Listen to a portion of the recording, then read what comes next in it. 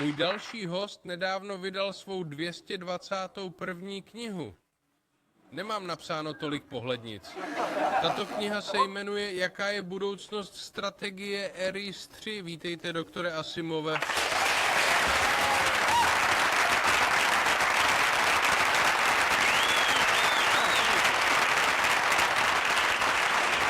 Pojďme si na chvíli promluvit o tom, že jste napsal 220.